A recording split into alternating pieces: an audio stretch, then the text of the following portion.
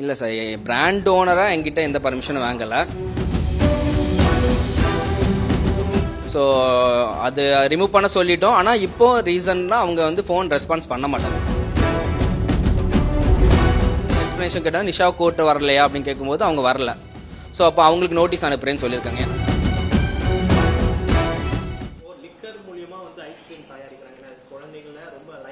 Okay, அதுல வந்து நம்ம லிக்கர் போட்டு ஐஸ்கிரீம் குடுக்குறாங்கன்ற மாதிரி வீடியோஸ்லாம் வந்து பரவலா வெளியிட்டுச்சு. என்ன நடந்துச்சு?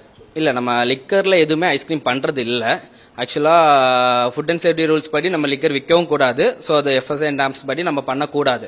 ஸோ நம்ம அந்த மாதிரி எந்த கெமிக்கல்ஸ் பண்ணல. இன்ஃப்ளூயன்சர் அவங்களோட கண்டென்ட்டுக்காகவும் அவங்களோட வைரல் ரீச்சுக்காகவும் அவங்க என்ன பண்ணிட்டாங்கன்னா லிக்கர்ஸை காமிச்சு, இம்போர்ட்டட் லிக்கர்ஸை காமிச்சு அதை பற்றி இந்த மாதிரி விஸ்கியில் இருக்குது, ஓட்கால இருக்குது அப்படிங்கிற மாதிரி அவங்க ட்ரெண்டிங் பண்ணுறதுக்காக வைரல் பண்ணிட்டாங்க.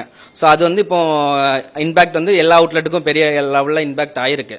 ஸோ அதனால வந்து என்ன சொல்றேன்னு தெரியல. அவங்களோட அந்த வைரலான வீடியோவே ரிமூவ் பண்ண சொல்லிட்டோம். ஃபுட் அண்ட் சேஃப்டி ஆஃபீஸரும் வந்து சாம்பிள்ஸ் எடுத்துட்டாங்க. ஸோ ரிப்போர்ட்டிங் போயிடுச்சு.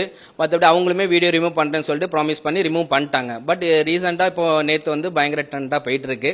ஸோ அதையும் ரிமூவ் பண்ண சொல்லி பேசியிருக்கோம்.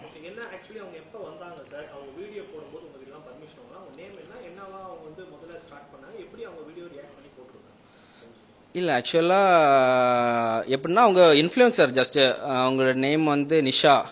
ஸோ இன்ஃப்ளூயன்சர் அவங்க வந்து வீடியோ அவங்க வைரலுக்காக அவங்க கண்டென்ட்டுக்காக போட்டாங்க.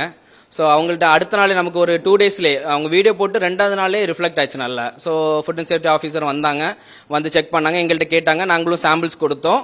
ஸோ அவங்க எடுத்துகிட்டு போனாங்க. அவங்களும் மற்ற ஃப்ளேவர்ஸ் ஐஸ்கிரீம்ஸும் டேஸ்ட் பண்ணாங்க, கடையும் ஃபுல்லாகவே செக் பண்ணாங்க. அந்த மாதிரி லிக்கர்ஸ் எதுவுமே நம்ம யூஸ் பண்ணலை. அதனால அவங்க வந்து எங்கள்கிட்ட சொல்லிட்டாங்க, இந்த மாதிரி ரிமூவ் பண்ண சொல்லிடுங்க, நாங்கள் டெஸ்டிங் கொடுக்குறோம், வேற எந்த பிரச்சனையும் இல்லை, நீங்கள் கடையை ரன் பண்ணிக்கலாம் அப்படிங்கிற மாதிரி அவங்க சொல்லிட்டு போயிட்டாங்க. இப்போ ரீசெண்டாக சொல்லி அரௌண்ட் 15 டேஸ் மேலே ஆயிட்டு.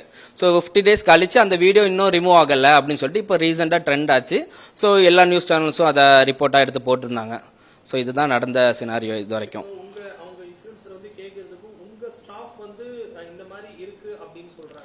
ஸோ எல்லாருமே அவங்க வந்து ஜஸ்ட் ஃப்ளேவர்டு நான் ஆல்காலிக் தான் மென்ஷன் பண்ணுறாங்க. இவங்க மட்டும் அவங்க கண்டென்ட்டுக்காக கிக் ஏறுது, ஸோ ஃப்ளேவர் இல்லாமல் நல்லா இதாக இருக்குது அப்படிங்கிற மாதிரி அவங்க கண்டென்ட்டுக்காக அதை போட்டது தான் இஷ்யூ ஆயிட்டு. ஸோ ஆனால் இதுக்கு முன்னாடி நிறைய வீடியோ போட்டிருக்கோம், மற்ற பிரான்ச்சஸ்லாம் வீடியோ போட்டிருக்கோம். எல்லாருமே பார்த்தீங்கன்னா வித்தவுட் ஆல்கஹால், நான் ஆல்காலிக், அப்புறம் இது வந்து எந்த ஒரு இதுவும் இல்லை அப்படிங்கிற மாதிரி தான் போட்டிருக்காங்க. பட் இவங்க மட்டும் அதை எதுவுமே மென்ஷன் பண்ணாமல் எங்ககிட்ட ஓனராட்டோ எந்த இதுலேயுமே அப்ரூவல் வாங்கலை இவங்க. ஸோ அவங்க வீடியோ இன்ஃப்ளூயன்ஸ் அவங்க ட்ரெண்டுக்காக என்ன பண்ணிட்டாங்க, டேரெக்டாகவே எங்கள்கிட்ட பர்மிஷன் வாங்காமல் அவங்க வீடியோ போட்டாங்க. ஸோ அந்த வீடியோ வைரலானதான் எங்களுக்கு இவ்வளோ பெரிய இம்பாக்ட் கிரியேட் பண்ணியிருக்கு.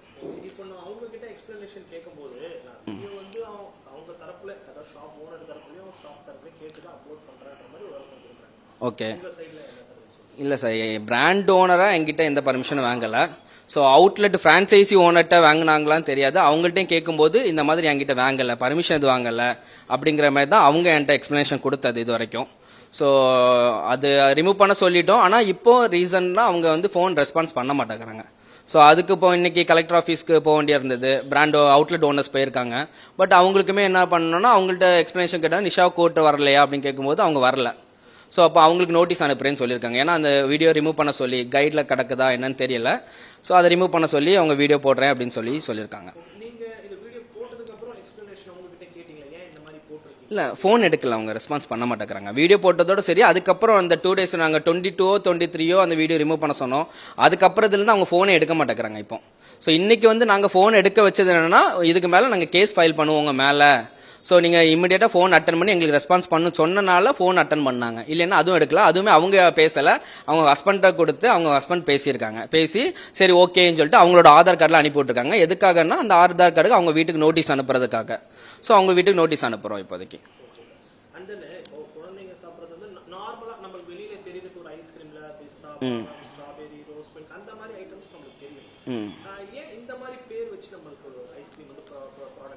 ஸோ பேர் வச்சுன்னு சொல்லல, நம்மகிட்ட மோர் தென் பார்த்தீங்கன்னா மற்ற எல்லா பிராண்ட்ஸுமே ஒரு 10 to 15 வெரைட்டிஸ் இருக்கும்.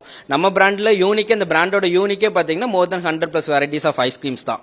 ஸோ அதனால இன்னோவேட்டிவான பேர் இப்போ நிறைய பேர் வச்சிருக்காங்க. இன்னோவேட்டிவாக நிறைய பிராண்ட்ஸ்லேயும் இருக்கட்டும், நிறைய சாக்லேட்ஸாக இருக்கட்டும், நிறைய ப்ராடக்டாக இருக்கும், இன்னோவேட்டிவாக நிறைய நேம்ஸ் வச்சிருக்காங்க. அதேமாதிரி நம்மளும் ஒரு நேமாக கிரியேட் பண்ணி வச்சிருக்கிறது தான் இது. ஸோ அதனால வித்தவுட் ஆல்கஹால் நேம் தான், ஜஸ்ட் என்ன ஃபிளேவர்ஸ் நிறைய இருக்கு, நம்மகிட்ட வெரைட்டிஸ் நிறைய இருக்குன்னு காட்டுறதுக்காக ஒரு ஃபிளேவர்டா இவ்வளோ வெரைட்டிஸ் நம்ம வச்சிருக்கோம். ஸோ அது வந்து அவங்க எல்லார் வீடியோலையுமே நம்ம மென்ஷன் பண்ணுறது தான். பட் இவங்க மட்டும் பர்மிஷன் இல்லாமல் மென்ஷன் பண்ணாமல் போட்டது நமக்கு ஒரு இஷ்யூ ஆகிட்டேன்.